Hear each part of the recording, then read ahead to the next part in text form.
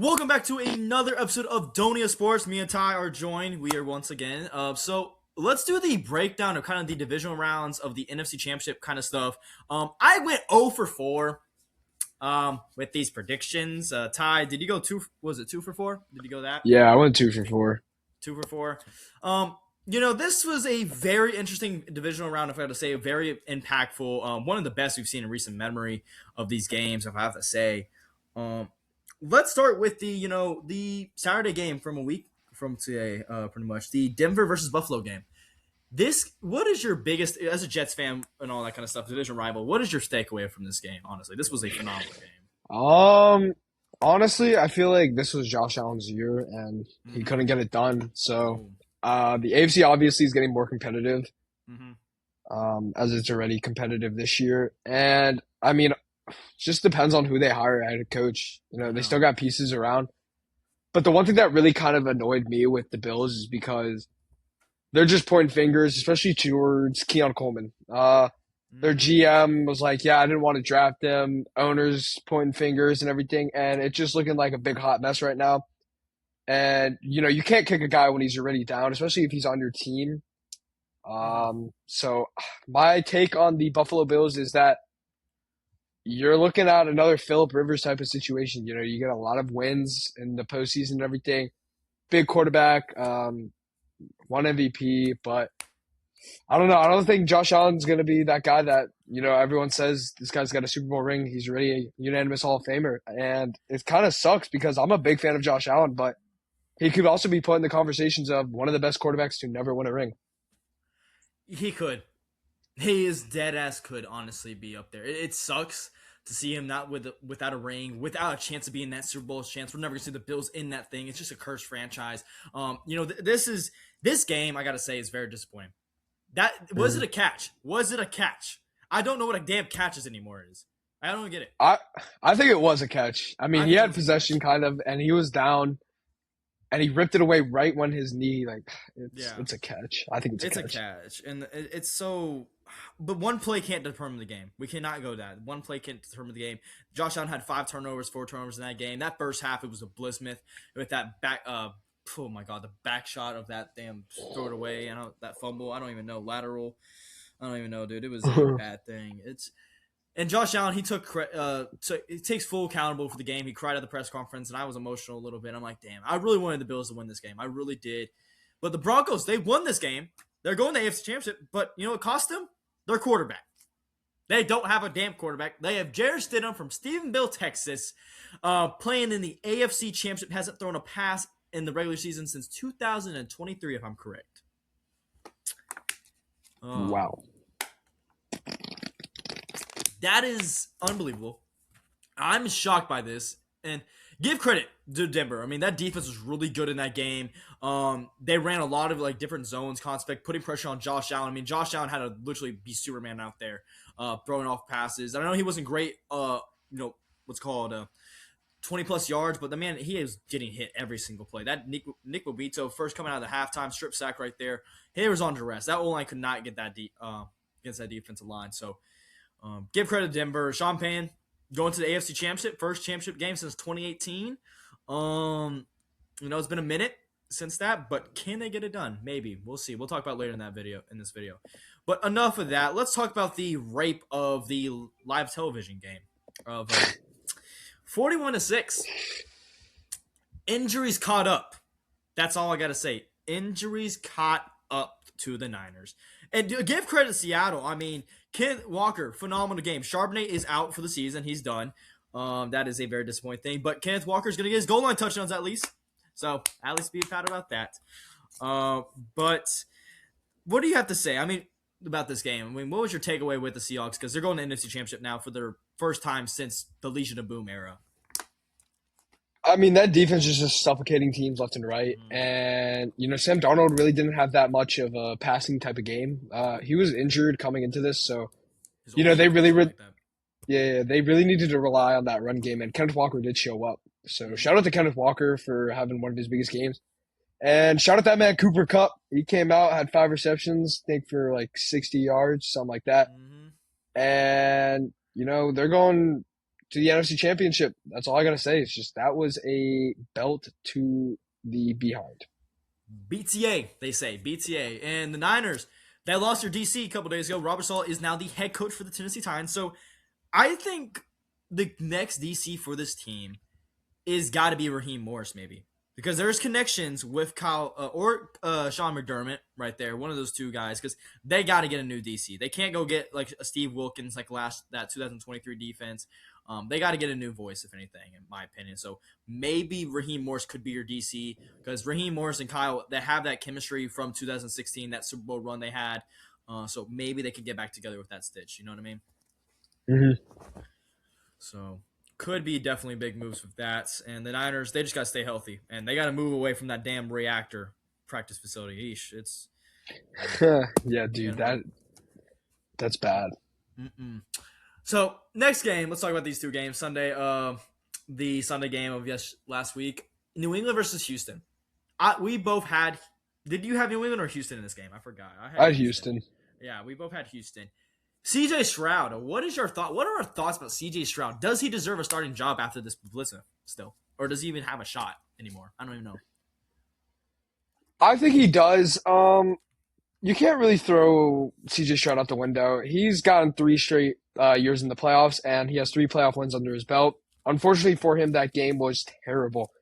And the thing is, a lot of people are saying, this Texan defense is probably the best in the NFL. The only reason why they would lose this game is if CJ Stroud had a terrible game, and CJ Stroud had a terrible game. But to be fair, and I'm going to give him a Justin Herbert type of if their running backs were healthy, and if Nico Collins was healthy, I think this is a different game. But, what were you going to say? No, continue. And the thing for the Patriots is your schedule gets easier and easier every week. And, I mean, I feel like something's going to catch up to them, but I will get into that later. Definitely. And I look at this team, the Texans, heading the offseason once again, losing a divisional round, 0-7 all time. They have never made an AFC Championship game. That defense was generational. Will Anderson was phenomenal in that game. I mean, that guy, him and Dwayne Hunter, that insane duo of a defense. And you still got Lasseter, Petrie, Bullock for a couple more years, Henry Toto, Alexander Shire. I mean, they got guys. They got guys flying around.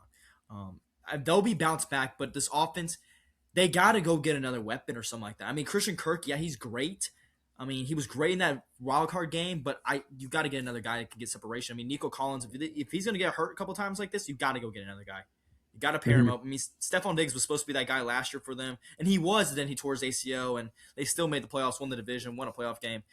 I think CJ Stroud, give it time. And the thing is, a lot of people are saying CJ Stroud is not used to a good O-line.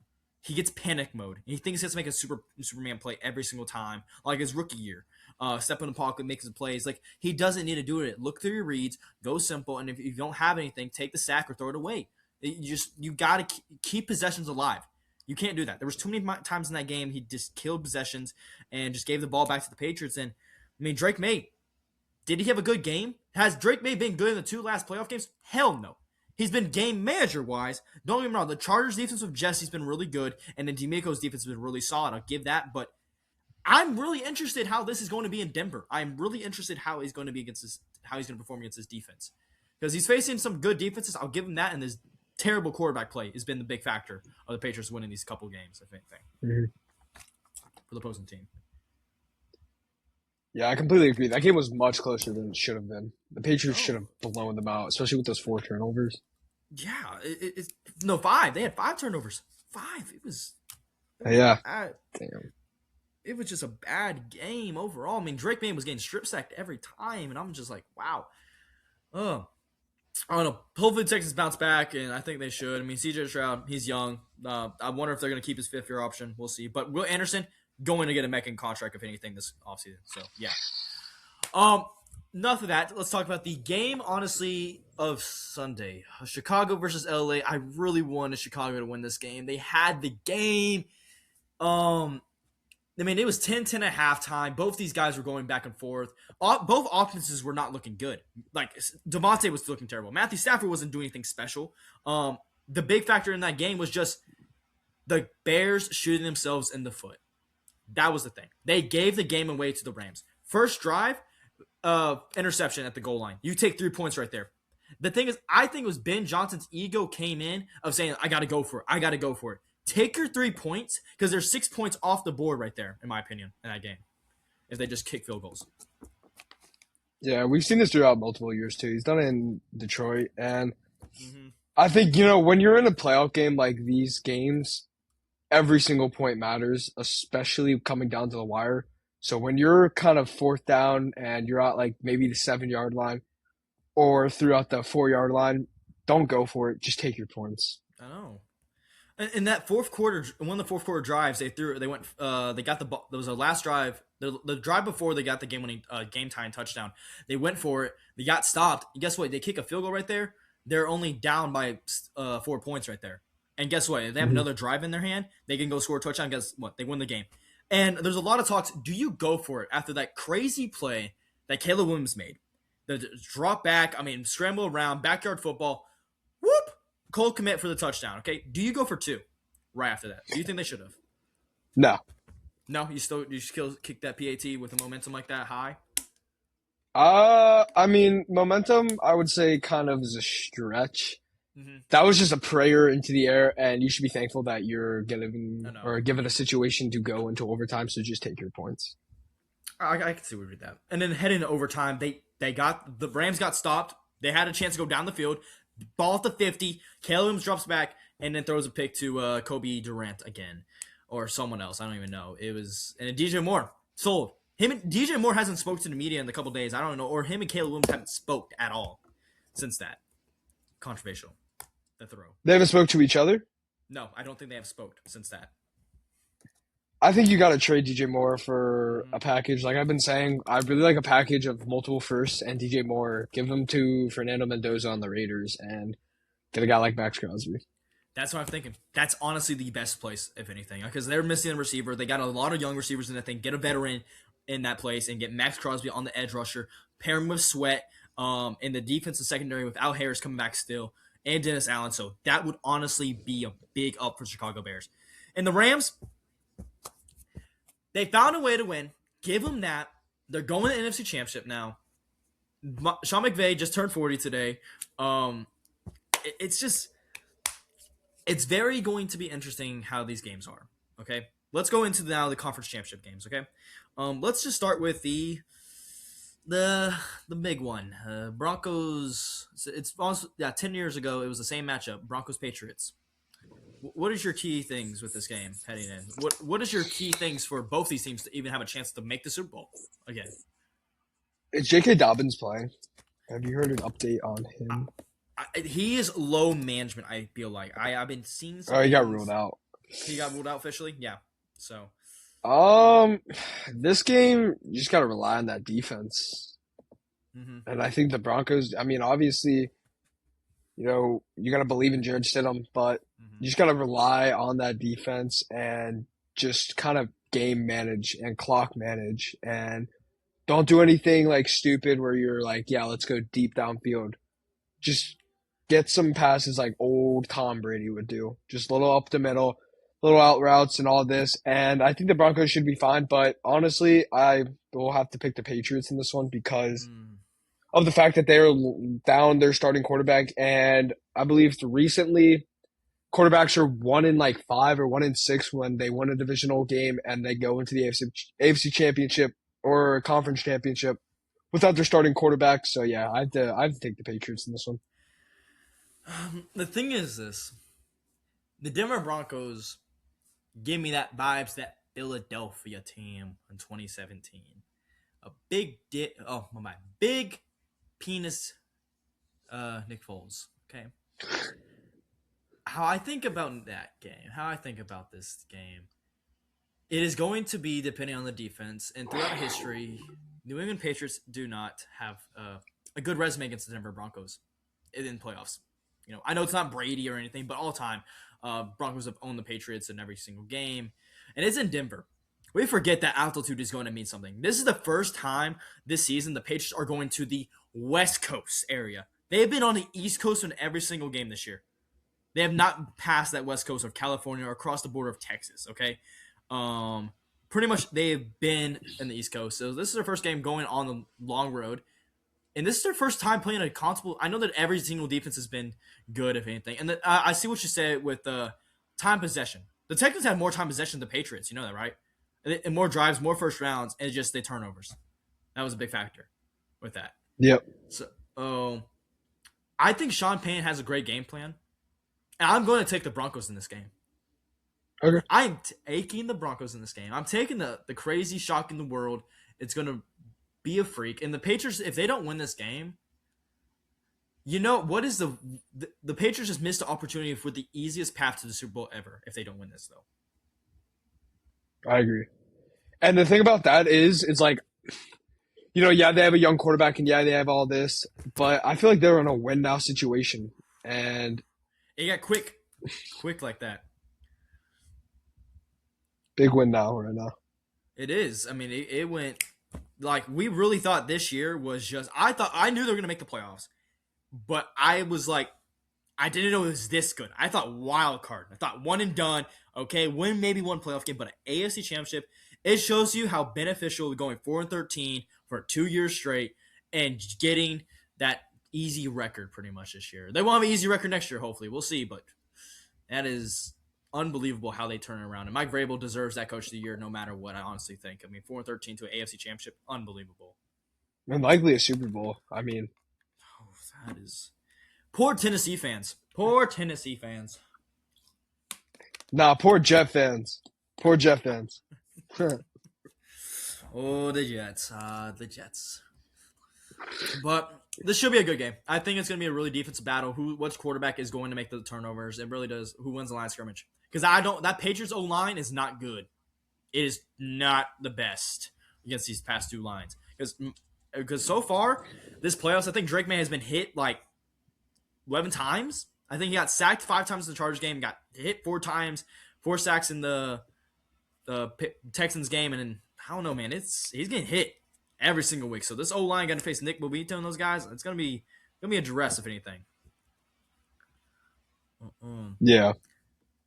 And don't get me wrong, that New England defense, I mean, they have a total of 66 pressures with only 1 touchdown, 1 pick six, and yeah, pretty much killing teams. So it's going to be a defensive battle.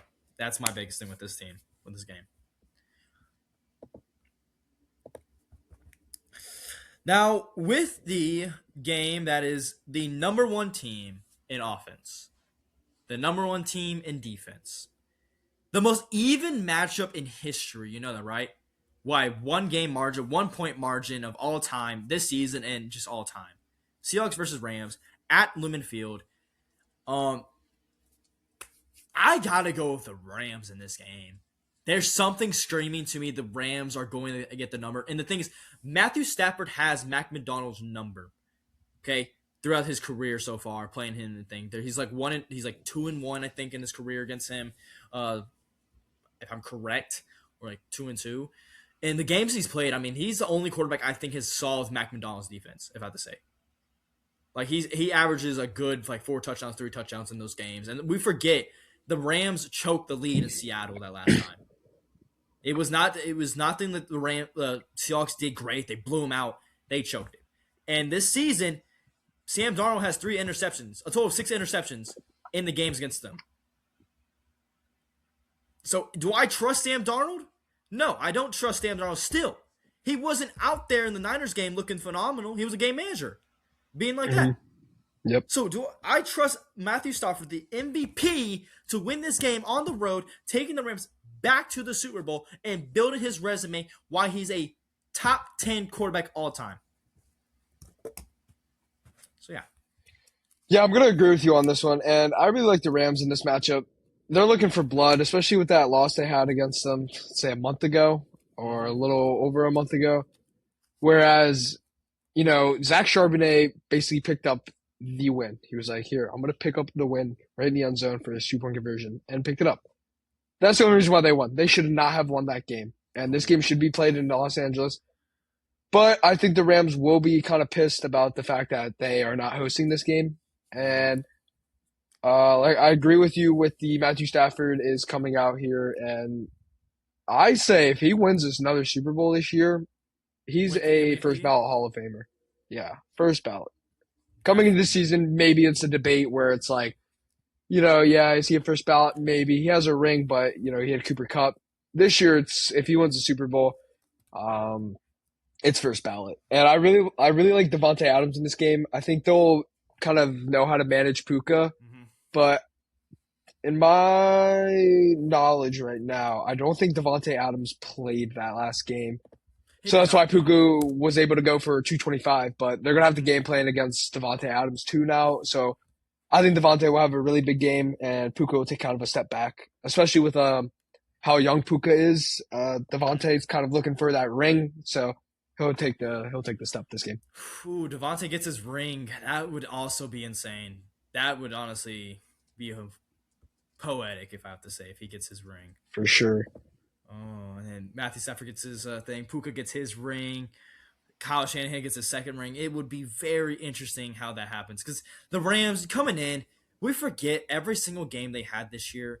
Um, Losing to the Niners by the goal line fumble in overtime, the block kick. Okay, um, the only game I say was like okay, that was surprising was a Carolina game. The game when he touchdown, Matthew Stafford looked terrible in that game, and they still had a shot in that game, losing to the Panthers in that game.